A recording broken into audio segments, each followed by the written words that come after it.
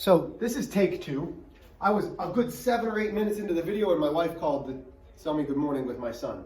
So it stops the video, I have to rewatch it. But anyway, happy Wednesday. As you see, there's already things underlined because I was into the video. You have a test on Friday of this week, and then Tuesday. Tomorrow we have a review day. It will look 90% like the test. If you are having trouble on the review packet, I expect to see you on Friday morning, Friday during lunch, Tuesday morning, Tuesday during lunch, so that you have that extra day where you're feeling confident on the test. Today, we are solving an inequality. Well, we've already done that. We know that one of the keys with solving inequalities is that word reverses. So if we multiply or divide both sides by a negative, and that's the key, multiplying or dividing both sides by a negative, we reverse the inequality sign. So if I've got a gator mouth eating this way, and we multiply or divide by a negative, it switches and it eats the other direction. The only thing that we're adding today is we are going to graph inequalities. So like that review video that you watched over the weekend, I said, hey, listen, the variable needs to be on the left. That's never been more important than today. So let's jump right in. A local car dealership is trying to sell all of the cars that are on the lot. Currently there are 525 cars on the lot, and the general manager estimates they will consistently sell 50 cars per week. That word per means multiply. Estimate how many weeks. Okay, so we don't know how many weeks. We now have something that should be a variable. It will take for the number of cars in the lot to be less than 75. Write an inequality that can be used to find the number of full weeks W. It will take for the number of cars to be less than 75. Since W is the number of full weeks complete, W equals 1, means at the end of week 1. So let's find out. So here we go. So we're going to set it up. We know that it's trying to be less than 75. That's my first step, is making it a less than 75.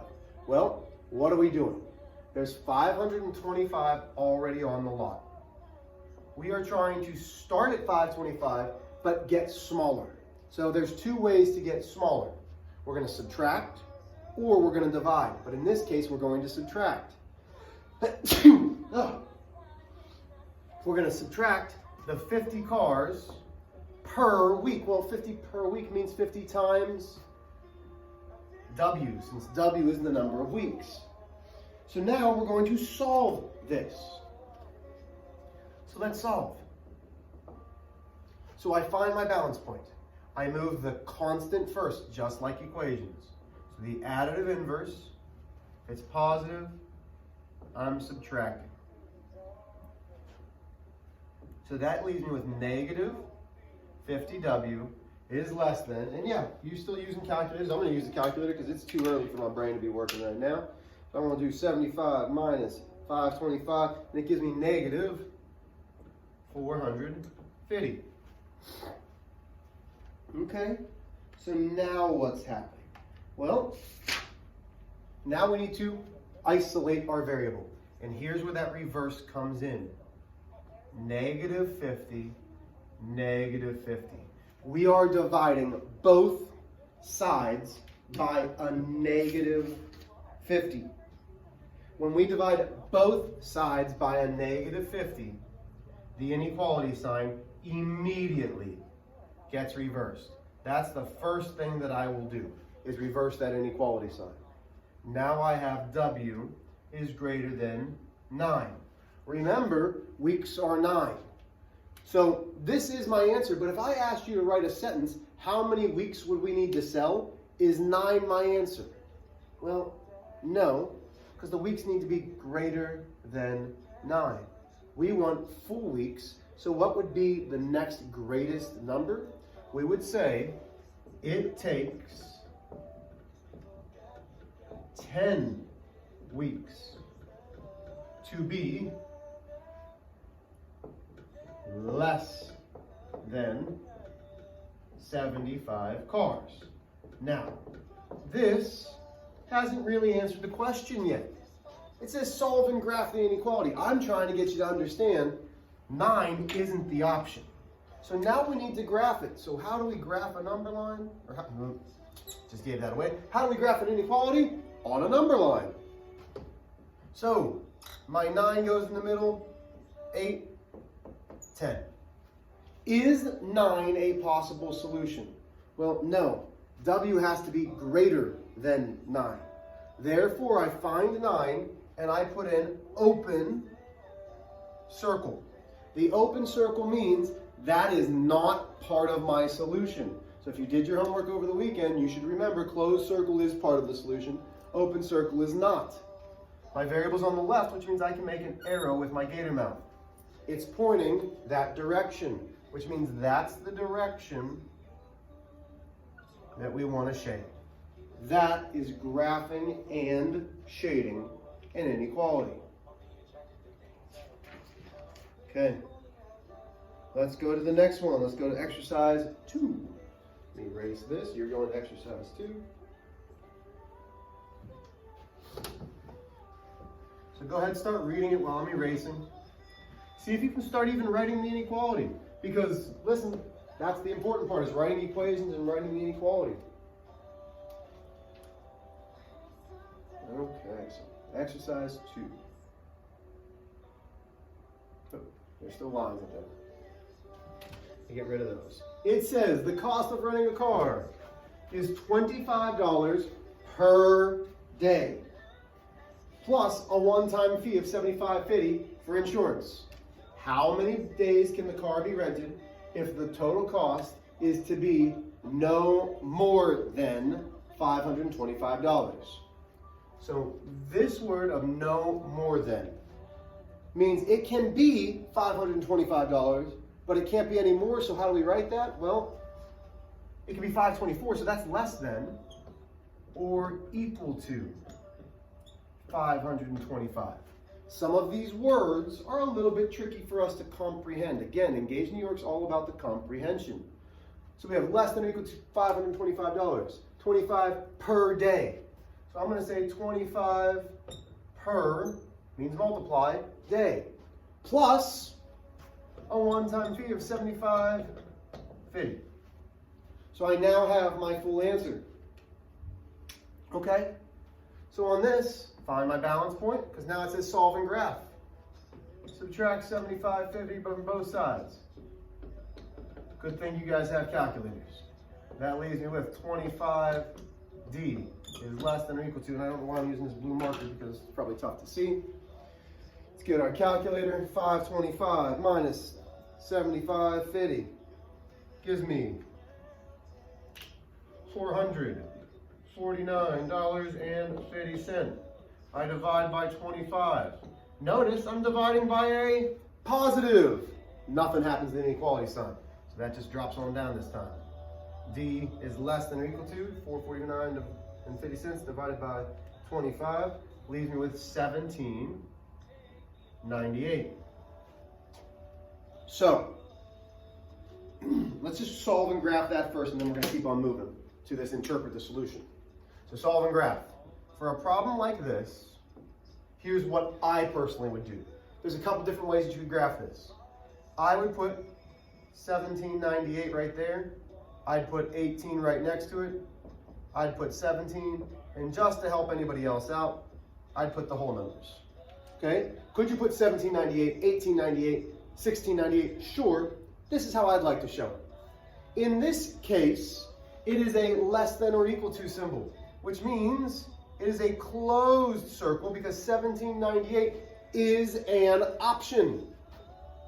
That's part of the solution. Variable's on the left, which means I can make my arrow. It points to the left, and you're shading to the left. But then it says, interpret the solution. But we're trying to figure out how many days can the car be rented. It needs to be less than or equal to 17.98 days. Well, if we're looking for total days that the car can be rented, it can't be 18 because that's more than. So we can say the car can be rented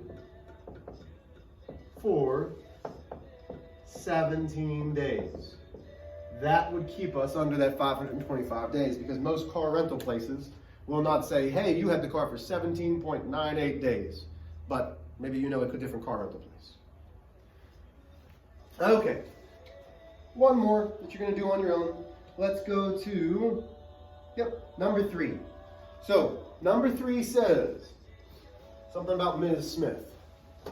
So let's find it. You're going to number 3. You're trying this one on your own. I want to read it and give you a couple pieces of information first. So we're writing, solving, and graphing. Mrs. Smith decides to buy 3 sweaters and a pair of jeans. She has $120 in her wallet. If the price of jeans is $35, what is the highest possible price of a sweater if each sweater is the same price? Okay, so we are trying to solve for the price of the sweater, knowing that the jeans is $35. Go ahead and pause. I'll give you a minute to see if you can come up with it. The key here is this. She has $120. Well, most of us, let me go this way. I would love to go to a Chevy dealership and buy a very expensive Corvette. I can't. Why? Because I don't have enough money in my wallet to go out and buy my Corvette today. So, she might want really expensive sweaters, but the problem is she only has $120. That means she has to keep it at least at $120 or less than $120. She can't go over that amount because she can't pay for it.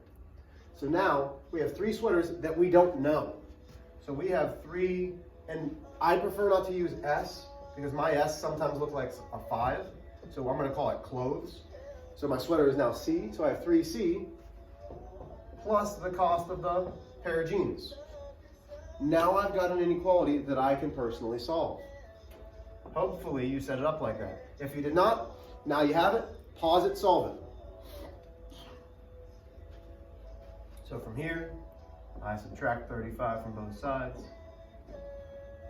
That leaves me with 3C is less than or equal to, I think, 85.